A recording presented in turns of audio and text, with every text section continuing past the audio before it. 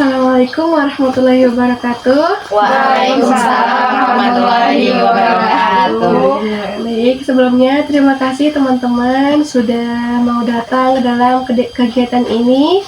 Di sini saya ingin memperkenalkan diri, saya Kiki Septika Sari. Di sini saya menjadi seorang PK atau pimpinan kelompok dan teman-teman menjadi AK atau anggota kelompok. Nah, sebelum melanjutkan kegiatan, alangkah baiknya untuk kalian mengenal terlebih dahulu. Boleh dari sisi kiri saya. Oke. Perkenalkan nama, prodi dan umur. Prodi dan oke. Baik teman-teman, langsung saja tanpa salam. Perkenalkan, nama saya Yunita Sari. Saya dari prodi PGMI dan saya sekarang umurnya 21 tahun. Terima kasih. Ya. Selanjutnya. Oke, perkenalkan, nama saya Indastiani. Saya dari prodi Tadis Bahasa Inggris dan umur saya 21 tahun. Baik, terima kasih. Selanjutnya. Baik, saya Witoyita Novizah dari prodi PAI. Umur saya sekarang 21 tahun. Terima kasih. Baik, perkenalkan, nama saya Printik Anissa dari prodi IPS, umur sekarang 20 tahun. Dipanggilnya Anissa. Ya. Baik, perkenalkan, nama saya Erna Triani, asal prodi IPS, umur sekarang 21 tahun. Baik, teman-teman, terima kasih sudah memperkenalkan diri. Selanjutnya, agar kegiatan kita berjalan dengan lancar, kita berdoa terlebih dahulu ya. Ada yang ingin memimpin doa? Oke, baik teman-teman, sebelum kita memulai, alangkah baiknya kita berdoa bersama. Berdoa dimulai. Berdoa selesai. Baik, terima kasih kepada Yunita. Selanjutnya, saya di sini akan memberikan pengertian mengenai bimbingan kelompok. Apa itu bimbingan kelompok? Apa tujuannya? Dan apa yang akan kita dapat dari sini nanti. Yang pertama itu bimbingan kelompok. Bimbingan kelompok adalah layanan atau dalam bimbingan konseling untuk memberikan bantuan kepada anggota kelompok untuk yang dilakukan oleh seorang pemimpin kelompok, yang dilakukan untuk mendapat pencerahan atau manfaat dari bimbingan kelompok ini. Nah, di dalam bimbingan kelompok ini ada beberapa asas yang harus kita terapkan. Yang pertama itu ada asas kesukarelaan. Nah, teman-teman di sini kan sudah mau datang ke sini secara sukarela. Terima kasih. Lalu yang kedua itu ada asas keterbukaan. Saya harap di sini kita semua bisa tidak ragu ataupun malu untuk mengungkapkan atau menceritakan semua yang kita ingin ungkapkan ya. Lalu ada asas kerahasiaan. Kita alangkah baiknya untuk menjaga kerahasiaan yang ada di kegiatan ini nanti, kecuali apabila sudah ada kebolehan untuk menceritakan kepada orang lain ya. Lalu di sini saya akan membawakan tema mengenal gentle parenting. Nah, teman-teman tahu nggak apa itu parenting? Ada yang tahu? Belum. Nah, gentle parenting itu adalah suatu pola asuh orang tua yang mana melibatkan anak juga ikut disertakan dalam kehidupan. Seperti misalnya anak diajarkan mandiri, diajarkan atau tidak sedikit-sedikit untuk dibantu oleh orang tua begitu. Nah, di sini tujuan kita untuk mempelajari ini adalah kan kita sudah besar ini ya, jadi tidak terlalu tabu lagi untuk mempelajari hal seperti ini. Tadi kan teman-teman sudah umurnya 20-an ya. Iya. Baik. Nah, jadi sudah cocok lah ya kita membahas seperti ini, tidak apa-apa. Nah, tujuan dari saya mengenalkan tema ini adalah bagaimana kita nantinya untuk bisa lebih memahami apa pola asuh yang ingin kita terapkan untuk anak-anak kita nanti. Ada yang punya anak kan semuanya? Iya. Oke, sebelum kita masuk biar nggak tegang-tegang amat nih, kita ice breaking dulu ya. Ya boleh. Tadi Yunita boleh ya untuk memimpin ice breaking. Oke, boleh. Oke. Teman-teman tahu yang lagu yang tangan ke atas? Nah, kita sebenarnya itu ya. Oke, kita mulai ya teman-teman. Pakai gerakan ya. Ya.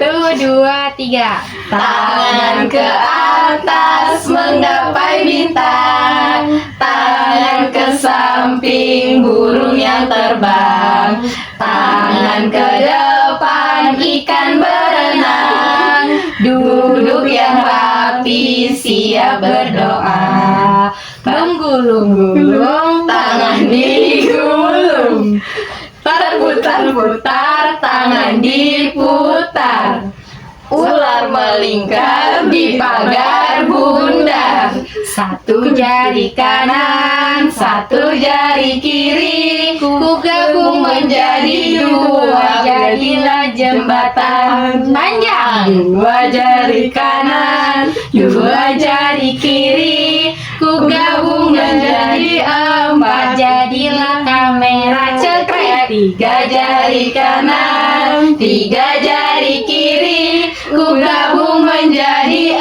6, buat menara tinggi. 4 jari kanan, 4 jari kiri, ku gabung menjadi 8, ku bentuk kelinci lompat. 5 jari kanan, 5 jari kiri, ku gabung menjadi 10, siap berdoa.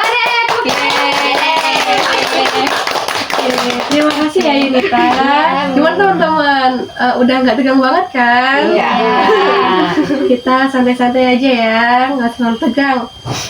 Oke, yang pertama saya mau mengenalkan tentang pengertian gentle parenting. Seperti yang sudah saya singgung tadi, gentle parenting itu kan pola asuh orang tua yang mengajarkan kemandirian kepada anak ya kan. Nah, teman-teman ada nggak sih pernah melihat pola asuh yang seperti ini? Misal di lingkungan kita atau bahkan kita sendiri itu pernah melihat orang tua yang mengajarkan kemandirian kepada anak. Ada tidak? Iya. Ada. Siapa dulu? Ada yang mau? Oke. Kalau saya pernah lihat anak umur 4 atau 2 tahun, 3 tahun tuh sudah disuruh jajan ke warung lah, dijajan dia. Kalau tidak nyebrang, pasti dibolehkan untuk pergi warung sendirian itu. Dimandirikan dengan orang tuanya. Jadi anak ini dibolehkan untuk membeli sendiri asal tidak menyeberang ke jalan. Jadi tetap diawasi ya. Tetap diawasi. Baik, ada lagi?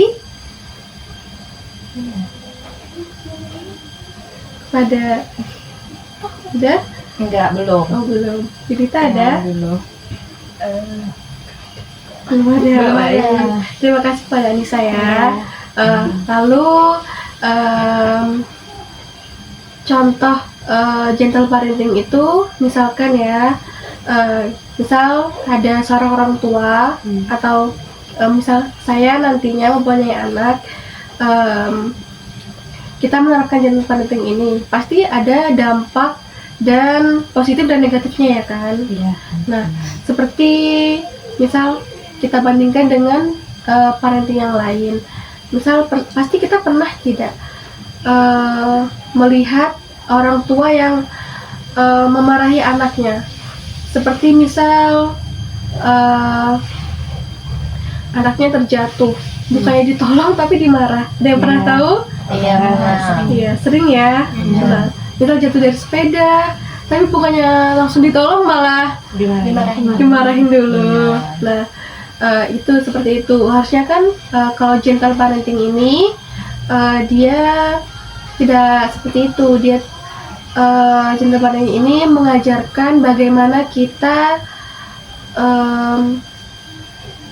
anak itu jatuh misalkan nangis. Nah, kalau kebanyakan dari orang tua yang kita lihat itu pasti langsung didiamkan ya kan. Kalau menangis cup gitu, diam gitu. Nah, itu seperti sama saja tidak emosi anak itu harus dipendam sebelum terkeluarkan seluruhnya. Nah, kalau di gentle parenting kita diajarkan untuk mengolah amarah anak atau emosi anak. Jadi di dalam gentle parenting ini anak diajarkan untuk berdialog atau berdiskusi dengan kita. Contohnya seperti misal ada adik dan kakak umurnya misal 3 dengan 5 tahun itu sedang bertengkar. Nah, pasti kalau kita yang tahu itu pasti kakaknya yang dimarahin ya kan? Iya, kebanyakan gitu. Ya. Nah, harusnya kita tanya kedua-duanya dulu, bagaimana di sisi adiknya, bagaimana di sisi kakaknya, tidak langsung menjudge salah satunya, gitu. Apakah teman-teman paham? Paham. Ada yang ingin ditanyakan? Belum ada? Belum. Baik. Selanjutnya itu ada elemen-elemen di dalam gentle parenting ini. Yang pertama itu ada empati, selanjutnya ada rasa hormat, ada pengertian, inisiatif, dan tanpa keterpaksaan. Nah, di dalam gentle parenting ini anak-anak diajarkan untuk berempati sama semuanya ya, baik kepada orang lain ataupun kepada hewan begitu. Lalu anak diajarkan untuk pengertian. Anak-anak diajarkan untuk misalnya kepada yang lebih tua itu diajarkan bagaimana untuk bersikap hormat kepada orang yang lebih tua, bagaimana saling mengasihi kepada yang lebih muda. Lalu anak-anak diajarkan untuk tidak keterpaksaan. Misalnya anak ingin membeli suatu mainan. Pasti kita pernah tidak sih, misal kita lagi di pasar atau di mall mungkin melihat anak yang uring-uringan meminta sampai menangis gitu di mall gitu. Pernah pasti ya kan? Pernah. Nah, pasti orang tuanya langsung ayo pulang begitu ya. Nah, kalau di gentle parenting itu orang tuanya bilang seperti ini. Anaknya diajarkan tentang terlebih dahulu menyampaikan bagaimana emosinya, lalu orang tua itu akan bilang oke lah, sekarang ibu yang bicara. Nah, bagaimana kalau kita membeli mainan ini saat adik ulang tahun kelak? Nah, itu kan bukan suatu yang kebohongan kan? Biasanya ada orang tua yang bilang, iya besok beli, padahal dalam hati tidak ya kan? Nah, seperti itu. Lalu di sini saya ingin memberikan video. Nanti teman-teman ada video pertama dan video kedua. Teman-teman boleh cek di HP-nya masing-masing. Sudah saya kirim. Nah, boleh teman-teman lihat terlebih dahulu, lalu memberikan tanggapannya mengenai perbedaan kedua video tersebut ya.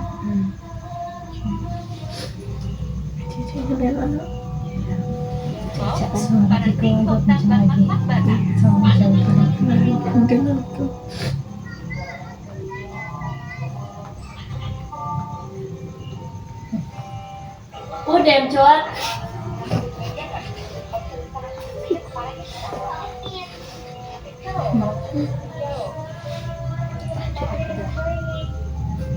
Apakah sudah teman-teman? Oke, sudah. Sudah dilihat kan bagaimana videonya? Sudah. Ada yang ingin memberikan tanggapan yang pertama? Ada aku duluan. Oke, kepada Erna. Jadi ada perbedaan menurut aku antara video pertama dan video kedua. Dimana yang video pertama itu orang tua kita tuh mungkin masih orang tua zaman dulu. Jadi cara mendidik anaknya itu masih kayak otoriter atau lebih menekan gitu. Kayak misalnya masih suka marah-marah gitu kan. Nah sedangkan video yang kedua itu dia termasuk orang tua zaman sekarang. Dimana kalau misalnya anaknya melakukan kesalahan, dia mengajak untuk memberi ruang untuk mendiskusikan. Misalnya kan mengajak kayak kenapa nangis gini kan. Sedangkan kayak yang zaman dulu itu karena otoriter, jadi dia langsung menekan gitu, nggak ada kayak celah atau ruang buat berdiskusi sama anaknya. Itu sih. Oke, baik. Makasih kepada Erna. Iya. Eh, Sama. ada lagi? Ya. Baik, kepada Yunita. Oke, kalau dilihat dari video yang saya lihat tadi, perbedaan dari video pertama dan kedua itu sangat beda jauh. Nah, dan saya itu melihat didikan yang bagus itu di video kedua.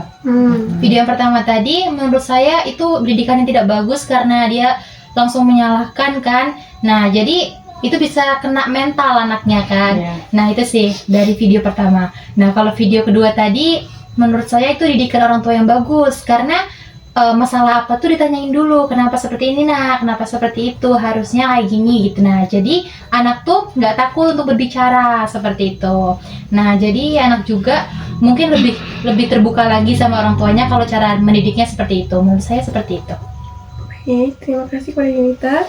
Selanjutnya Siapa lagi? lagi? Ayo. Pada Indah. Oke, di sini saya ingin menyampaikan pendapat terkait dua video yang diberikan tadi. Video yang pertama itu merupakan contoh dari cara parenting yang salah, di mana ibu di dalam video tersebut tidak mengizinkan anaknya untuk meluapkan emosinya terlebih dahulu dan dipaksa untuk berhenti menangis dengan cara emosi yang meluap-luap. Terus sedangkan di video yang kedua itu merupakan contoh dari sesuai materi tadi gentle parenting, di mana anak dibiarkan untuk menangis terlebih dahulu, meluapkan emosinya, kemudian diajak berdiskusi agar orang tua tahu apa yang diinginkan anak tersebut. Cukup sekian. Terima kasih Mbak Indah. Selanjutnya ada lagi? Kepada Anissa. Dalam video yang kedua tadi memiliki perbedaan yang sangat jelas ya. Yang pertama itu orang tuanya langsung marah, sedangkan yang kedua tadi didengar dulu secara lembut-lembut apa yang dilakukan oleh anak tersebut. Nah, orang tua mereka itu tidak langsung mendengarkan yang video pertama tadi. Jadi memiliki perbedaan yang sangat jelas. Menurut saya yang bagus yang kedua. Itu aja. Terima kasih. Lagi ya. Oke, baik. Menurut saya dari kedua video tadi memiliki perbedaan yang sangat signifikan ya. Kalau untuk video yang pertama itu orang tuanya masih menganut untuk model parenting itu yang zaman dulu, dimana kita tuh pasti dibentak-bentak. Soalnya saya juga mengalami seperti itu. Orang tua saya juga semua seperti ya. itu ya. Iya. Orang tua saya seperti itu. Apapun kesalahan anaknya, kita tuh tidak diberikan ruang untuk mencurahkan emosi kita dulu. Pasti kita langsung dimarah-marah, langsung dikasih tahu. Baru nanti kalau sudah diam, baru dikasih tahu baik-baik gitu. Berbeda dengan yang kedua ya. Berbeda dengan yang kedua. Kalau yang kedua itu kan model parenting untuk bunda-bunda yang sudah modern gitu ya. Itu kalau menurut saya untuk yang kedua ini bagus.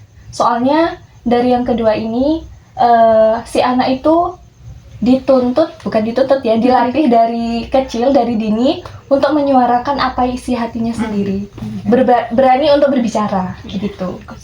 Tapi kalau dari lingkungan saya sendiri, Iya, kayaknya masih yang pertama. iya, kebanyakan masih yang pertama. Iya. Dan juga menurut saya itu tidak semuanya anak-anak di lingkungan saya, khususnya di tempat saya sendiri, itu tidak cocok untuk yang kedua. Cocok, tapi tidak semua anak. Soalnya kebanyakan karena dari awal sudah didikan yang keras itu, anak kan kebanyakan susah diatur atau bandel gitu ya. Jadi biasanya kalau dikasih tahu baik-baik, anaknya tidak mau mendengarkan. Gitu. Itu aja sih. Terima kasih kepada teman-teman ya sudah menyampaikan opini masing-masing dari video yang saya kirimkan tadi. Dari yang saya tangkap dari teman-teman, dari video yang pertama itu di sana orang tua atau ibunya ya tidak memberikan ruang kepada anaknya untuk meluapkan atau mengekspresikan emosinya, sehingga seorang anak itu tidak bisa dengan leluasa, atau sebagai orang tua juga tidak mengerti apa yang dimau anak, dan anak juga tidak berusaha untuk dipahami oleh orang tuanya. Sedangkan video yang kedua ini sudah cukup bagus karena orang tuanya memberikan ruang kepada anak untuk mengekspresikan emosinya, membolehkan dia menangis terlebih dahulu hingga emosinya selesai. Selanjutnya baru ditanyai mengapa atau apa yang dia inginkan. Nah, tadi teman-teman juga mengatakan bahwa parenting yang pertama itu misalnya orang tua yang memarahi anaknya itu seperti parenting yang zaman dulu begitu ya. Nah, mungkin itu ada benarnya karena gentle parenting ini juga mungkin baru modern pada saat ini ya, baru muncul-munculnya, banyaknya saat ini. Nah, saya juga mengetahui ini bahwa orang tua kita yang mungkin kita rasa galak dulu ya, memarahi kita tanpa mengetahui emosi kita, tanpa menanyai kita, itu karena mereka belum mengetahui ilmunya. Karena memang zaman dulu juga cukup sulit ya teknologinya. Pendidikan masih kurang. Masih kurang teknologi sekali. juga masih terbatas. Mungkin masih ada seperti orang tua yang hanya lulus SD atau SMP, ya itu sangat-sangat kurang sekali ya pendidikannya. Jugaan menjadi orang tua juga tidak ada sekolahnya, ya. Lalu mungkin yang dari saya itu, kita yang sudah di zaman teknologi ini, yang sudah mengerti, pastinya lebih mudah sekali mengakses informasi, bisa menjadi orang tua yang lebih baik nantinya ya. Siap-siap. Lalu menurut teman-teman, ada nggak sih emang hanya dampak positifnya aja? Ada tidak dampak negatifnya menurut teman-teman? Dalam hal Untuk gentle parenting ini, pasti orang tuanya pasti tadi yang seperti dikatakan Wikayatun itu kan tadi anaknya parenting yang kedua ini kurang cocok diterapkan di lingkungannya. Mungkin itu karena anaknya sudah cukup besar ya. Gimana ya? Kalau di lingkungan saya itu kan model parentingnya masih yang zaman dulu ya. Jadi orang tua kebanyakan pasti membentak. Kalau untuk yang model kedua ini, kalau di tempat saya, kalau emang dari awal orang tuanya kebiasaan membentak, pasti kan anaknya udah udah terbiasa, Sudah masuk gitu. Iya, langsung masuk ke dalam hati gitu kan. Jadi gimana ya? Agak susah ya. Agak susah, iya, susah dilembutin. Mungkin bisa, tapi butuh waktu, perlahan-lahan. Jadi tergantung kebiasaan. Iya, tergantung Itu kan kebiasaan. lingkungan juga. Iya, lingkungan juga mempengaruhi. Nah, di situ poinnya. Bukan dampak ya, tapi mungkin ada negatifnya. Bukan negatif, maksudnya kekurangan. Kekurangan dari gentle parenting ini adalah waktunya itu tidak sebentar. Iya. Pasti teman-teman pasti ya. Karena itu ada suatu kebiasaan. Misal kita terbiasa, misal ada yang tidur setelah subuh itu sudah terbiasa. Terus kita mau menghilangkan itu, tidak bisa hanya 1-2 hari, itu tidak bisa ya kan. Nah, sama seperti dengan halnya anak ini, tidak bisa, orang tuanya pun tidak bisa langsung menjadi orang tua yang baik. Pasti harus melakukan belajar dulu. Pasti ada kalanya orang tua juga merasa marah ya kan. Itu tidak apa-apa sebenarnya. Makanya dari itu di gentle parenting ini, orang tua dan anak itu saling berdiskusi, menyampaikan emosinya masing-masing, bagaimana bisa saling berempati. Nah, di situ. Tapi itu tadi tidak butuh waktu, menguras energi, menguras tenaga, juga mungkin pasti mungkin yang masih memiliki mertua itu kan pasti berbeda ya parentingnya. Ada misal orang tua yang tidak mengizinkan anaknya untuk memakan jajan warung, ada orang tua yang hanya membolehkan jajan sehat gitu ya. Nah, tetapi mertuanya tidak seperti itu. Iya. Nah, itu juga harus didiskusikan dengan orang tua. Mm-mm. Nah, seperti itu.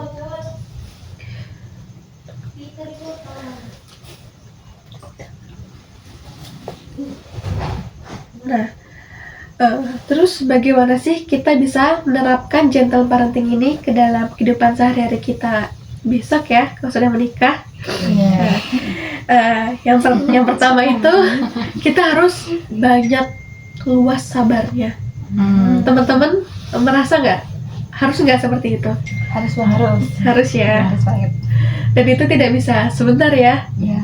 Pasti kita tidak selalu bisa sabar terus. Nah, lalu harus banyak belajar, berpikir positif, itu perlu. Karena kita pasti pernah mendengar ucapan ibu adalah doa. Benar ya? Iya. Nah, misal kita bilang anak kita nakal, ya pasti bisa jadi akan seperti itu ya. Makanya kita kalau dalam Islam itu, parenting dalam Islam itu kita diperintahkan untuk mendoakan yang baik-baik walaupun sedang marah. Ya. Lalu yang kedua itu konsisten. Karena mungkin ada orang tua yang pada anaknya umur 1-2 tahun itu awalnya menerapkan gentle parenting ini, tapi merasa kelelahan atau kesusahan gitu. Nah, itu orang tuanya bisa saja tidak melakukannya lagi. Nah, makanya perlu konsisten dan harus dua ya. Ada suami dan istri itu harus dua-duanya ikut berperan, jangan hanya salah satu. Lalu selanjutnya adalah bangun branding yang baik dengan anak. Nah, bangun branding yang baik dengan anak ini seperti yang kita tahu tadi di video itu misalnya, di sana kan ibunya, di video yang kedua ibunya kan seperti anak melampiaskan emosinya terlebih dahulu. Dia tidak diperbolehkan untuk memukul siapapun dulu. Kalaupun ingin memukul, biasanya orang tua di gentle parenting akan memberikan bantal atau guling seperti itu untuk anak mengekspresikan emosinya. Tetapi dilarang untuk memukul orang lain atau dirinya sendiri atau menyakiti dirinya sendiri, itu tidak diperbolehkan. Nah, lalu kita dengan anak juga kita kan tidak ingin anak berbohong. Nah, tentu saja kita juga tidak boleh berbohong dengan anak ya. Contohkan harus yang baik-baik seperti yang membeli mainan tadi. Itu tidak boleh kita membohongi anak akan membeli besok padahal tidak ingin membeli. Lebih baik kita memberikan saran ataupun ide kepada anak itu bagaimana jika membeli saat ulang tahun atau saat tahun baru seperti itu. Nah, baik teman-teman, ada nggak di sini pertanyaan dari teman-teman mungkin mengenai gentle parenting? Belum ada? Belum ada. Oke. Dan belum berpengalaman mungkin ya. Iya, tidak apa-apa. Nah, mungkin di sini saya ingin meminta, kita kan sudah cukup lama tadi ya membicarakan gentle parenting. Baik, yang selanjutnya adalah kesimpulan. Mungkin teman-teman sudah tahu kita tadi sudah membahas tentang mengenal gentle parenting. Di sini saya ingin teman-teman memberikan kesimpulan dari yang kita bahas tadi. Ada yang ingin memberikan kesimpulan? Baik, kepada Erna. Mungkin kesimpulan yang dapat saya ambil dari pembahasan tentang gentle parenting itu yaitu di mana kita bisa menerapkan metode pengasuhan yang penuh kasih sayang terhadap anak. Bisa juga kita dapat mendorong anak itu menjadi lebih mandiri, dan juga dapat mengontrol emosinya, dan juga dapat merasakan rasa empati. Baik, terima kasih. Sudah cukup? Iya, udah. Ada lagi? Udah, Indah? Oke, jadi kesimpulan dari materi yang dijelaskan tadi, gentle parenting adalah pola asuh yang dilakukan secara lembut dan adanya kerjasama antara orang tua dan anak. Jadi gentle parenting itu bertujuan untuk memberikan ruang kepada anak untuk meluapkan emosinya, sehingga akan muncul rasa empati dan rasa percaya diri anak untuk menyuarakan apa yang dia inginkan. Mungkin itu deh. Baik, terima kasih. Dari kesimpulan teman-teman mungkin bisa kita ambil gentle parenting ini adalah pola asuh orang tua yang bersifat lembut, mengontrol emosi anak, membangun branding yang baik dengan anak, membantu meluapkan emosi anak dengan baik, tersalurkan dengan baik. Mungkin ini yang bisa kita dapat petiknya teman-teman. Mungkin ada ilmu baru sedikit yang bisa kita ambil. Sebelumnya terima kasih ya kepada teman-teman sudah dapat mengikuti kegiatan ini dengan baik, dan alhamdulillah kita bisa menjalankan kegiatan ini dengan lancar. Alhamdulillah. Baik, sebelum saya tutup kegiatan ini, alangkah baiknya kita membaca hamdalah. Alhamdulillahirabbil alamin. Dengan begitu saya ucapkan wassalamualaikum warahmatullahi wabarakatuh. Waalaikumsalam warahmatullahi wabarakatuh.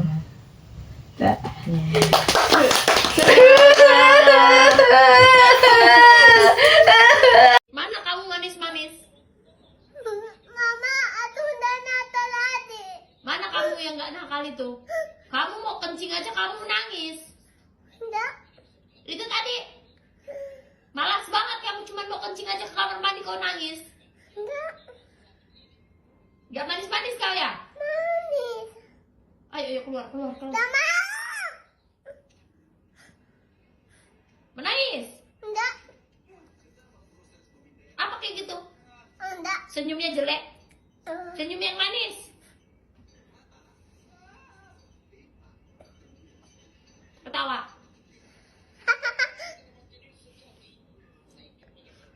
Nangis lagi. Enggak, Harus manis-manis. oke, Kalau mau kencing gak boleh nangis. oke. Langsung ke kamar mandi. Janji.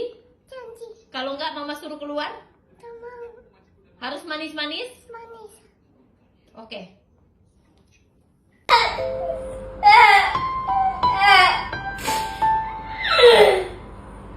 Aku salam adik. Adik tadi ngancam mami ya. Oke. Boleh kita bicara satu-satu? Boleh? Iya.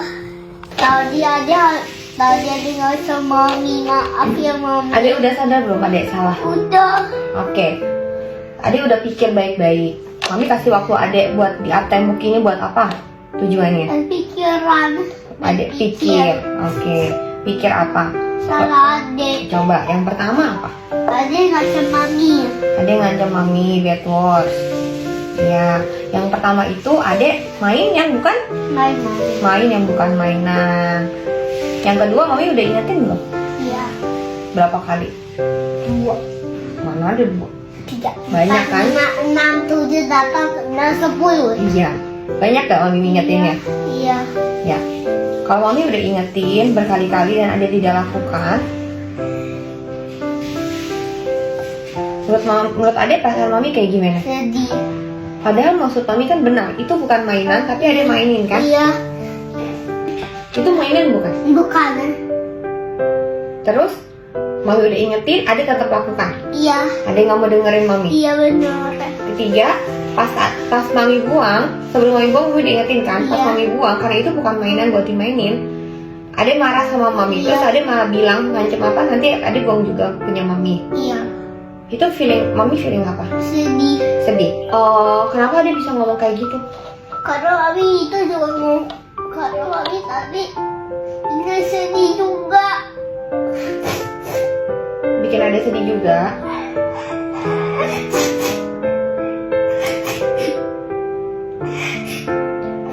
Karena adek main yang bukan mainan. Sedihnya karena apa coba? Itu punya adik. Itu bukan punya adek. Itu tak bisa ada adik. itu tali celana. Kemarin Ade main tarik-tarikan itu sampai mau jatuh kan? Kena sudut meja nggak? Kalau kena sudut meja kepalanya bisa apa? Sakit. Bisa pecah loh kalau kena sudut meja loh. Makanya Mami kasih tahu Ade dengan baik. Tapi Ade tetap nggak mau dengerin. Sebelum Mami buang, Mami udah bilang Ade kalau Ade main lagi, berarti Mami harus buang karena ini bukan mainan dan bisa membahayakan Ade. Ngerti? Iya. Oke? Yang bukan Ade, yang bukan mainan tidak boleh dimainin. Ngerti? Iya. Maaf ya, Mami bikin Ade sedih. Tapi Ade tahu. Maaf ya, Mami nggak apa-apa. Iya. Tapi Ade harus tahu ya.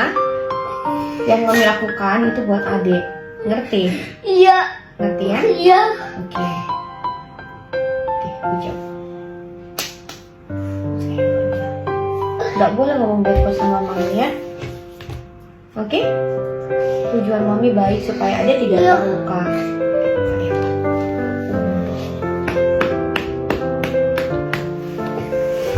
Karena Mami sayang Ade, makanya Mami lakukan itu. Maafin Ade ya Mami, karena nanti gak bisa dia. Iya, Mami juga minta maaf ya, udah bikin Ade sedih ya. Gak apa-apa. Love you. Love you. Oh, sayang.